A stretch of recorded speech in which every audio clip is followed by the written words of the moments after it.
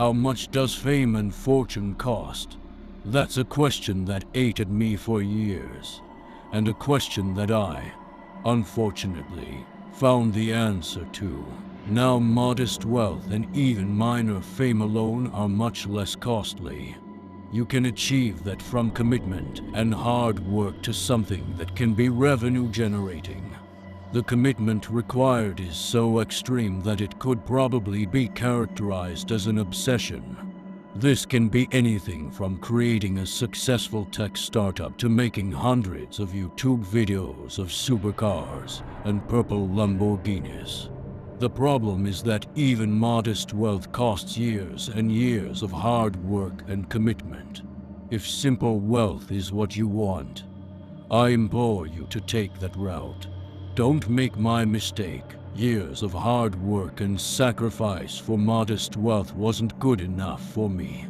No, I had a gluttonous desire for two things, fame and fortune, but I wanted it the easy way. I had not the fixation, nor the drive, to spend years developing a local business or next-generation startup. I wanted the quick way to instant success. I heard rumors and legends about how anybody could get it, so I set off to find it. Honestly, it wasn't difficult for me. She can sense it. She knows if you are desperate enough that you would undergo incomprehensible atrocities in order to achieve it. I vividly remember the night that I sold my soul. No, it's not a myth. The devil is real. I didn't even need to find her. She found me. My soul must have reeked of desperation. She came to me at a bar. While I enviously gazed from the corner at beautiful women flocking toward the handsome man who wore expensive clothing and showed off an impressive Jaguar key fob, I never saw her walk into the bar, or even make her way toward my lonesome corner.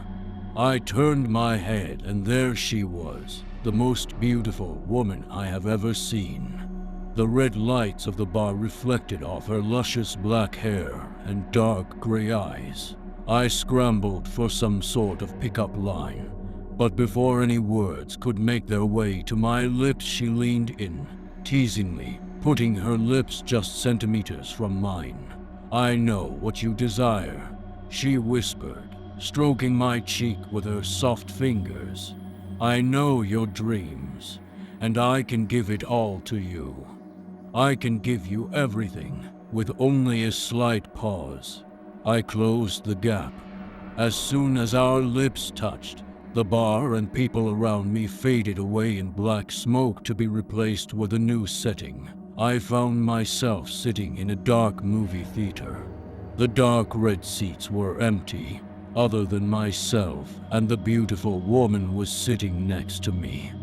I pulled away from the woman, scared and confused at what had just happened to me.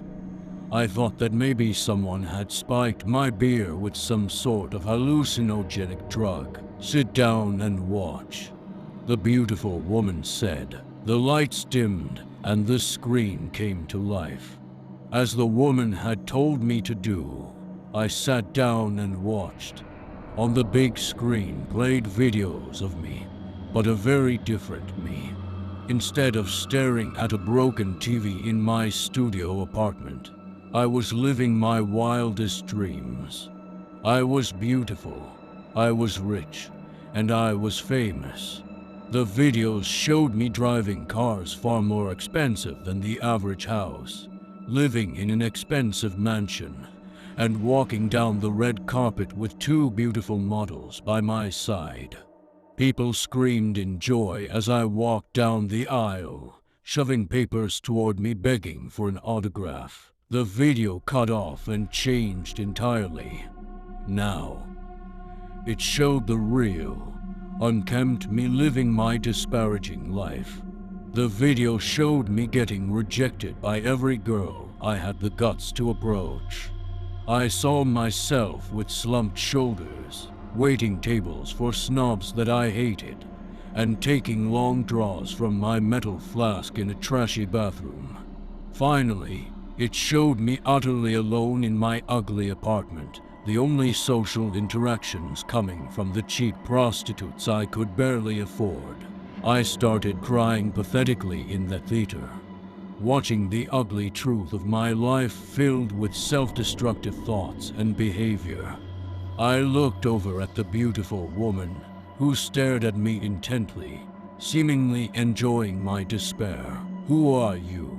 I asked, after brushing away my tears in embarrassment. "Oh, but you already know who I am, and you already know what I can do for you," she responded with a cold smile. She was right. We both knew who she was. She was the devil herself. Before this moment, I wasn't sure if she was real, but I desperately wanted the opportunity to make my deal. She had found me. She didn't even have to ask. We both knew that I would do anything to live that reality.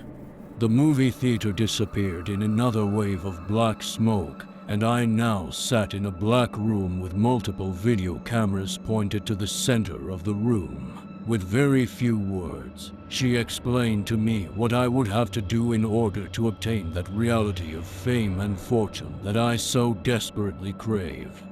The reality that she promised she could give me. I accepted her offer with haste, without even thinking it over. What I did next was the most heinous and awful thing that any human could ever do. My actions were so terrible that I will not speak of it, ever. I can't explain the shame I feel every day knowing what I did and who I selfishly hurt. The very fact that I wanted easy fame and fortune so badly that I willingly committed these atrocities that so few would ever do proves that I am a true monster. I wish I could say that I was forced to do it, but that's not true. I had a choice. I could have walked away right then and gone back to my meager life with a new resolution to work hard for success. I should have chosen that course of action, but I didn't. Instead, I used my last moment of free will to choose to do horrible things for my promised fame and fortune. She watched every last moment with a smile on her face. After I was done, she placed a large piece of brown parchment on a small black table. It was the contract. Next to the contract lay a black knife. I should have read the contract, but I didn't. As directed, I eagerly sliced my hand and let my blood pour onto the contract.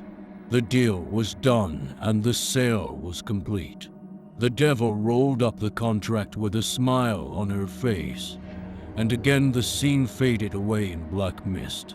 I woke the next morning thinking that I simply had a vivid and wild dream. With a disappointed sigh, I got out of bed and walked to my bathroom. After splashing some water on my face, I looked up at the mirror to find that my body had changed. A smile crept onto my face. It really happened. I was more beautiful than I could have possibly dreamed. I was the version of myself that the devil had shown me in that movie theater. I picked up my phone to find that I had a voicemail from the man I now know as my agent. He told me that she had assigned him to me and that I had a confirmed appointment with my new recording studio the following day. Per his directions, I found my first-class plane ticket on my dining table next to a brand new designer watch. An expensive, freshly tailored suit waited for me in my closet. A suitcase sat by the door filled with designer clothing that I would never have been able to afford on my own. I put on my suit and watch, grabbed my luggage, and left that shabby apartment and everything in it behind. A driver in a black luxury car waited for me outside to drive me to the airport. Within a few months, my record-breaking album was released, and I immediately had it all. The beauty, the fame, the fortune, and the new talents that she had given me. I live in an exclusive gated mansion with tens of millions worth of cars in the garage. My financial accounts have 9 zeros, and I'm constantly surrounded by exclusive celebrities and beautiful women everywhere I go. Anytime I'm in the public, people anxiously await a simple handshake or autograph. If only they knew what these hands had done. It may seem like I have it all, however, there is one thing that I lost and will never have again. I no longer have my free will. I am forced to do everything and anything that I am told. I wear what I'm told to wear. I sing what I'm told to sing. I say what I'm told to say. I go where I'm told to go, and I do what I'm told to do. Hell, I even tweet what I'm told to tweet. Like so many before me, I am just the devil's puppet of influence. The worst part is, those horrible actions that I did weren't a one-time thing. As I said, I should have read the contract. Once a year, I am forced to do it again. But this time I no longer have a choice. I tried to refuse once, but she owns my soul. With a simple snap of her fingers, I was instantly overcome with a pain worse than you could possibly imagine as I begged for her to make it stop. Try that one more time, she warned, and I will rip your soul to pieces. So back to our question. How much does fame and fortune cost? Everything.